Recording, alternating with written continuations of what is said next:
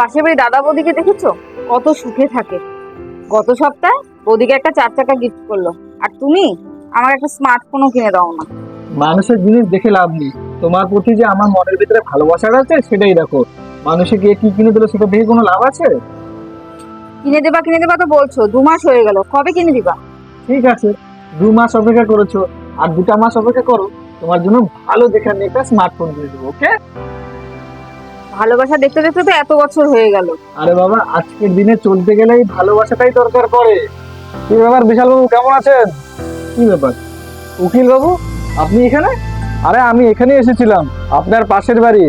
ওই দুই স্বামী স্ত্রী আছে না, দুজনেরই চক্কর চলছিল, দুজন দুজনকে ধরে ফেলেছে।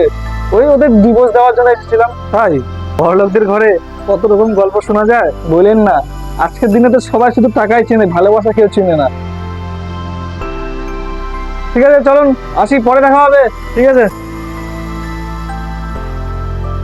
না না বাবা, আমার ওসবের কিছু দরকার নেই গো। তুমি আমার সাথে সারা জীবন এইভাবে থাকলেই হবে। টাকা পয়সার চেয়ে ভালোবাসার দাম অনেকটাই বেশি, কি তাই তো? ভিডিওটা ভালো লাগলে অবশ্যই একটা লাইক করে দিও, আর ভিডিওটাকে শেয়ার করতে কিন্তু একদমই ভুলো না।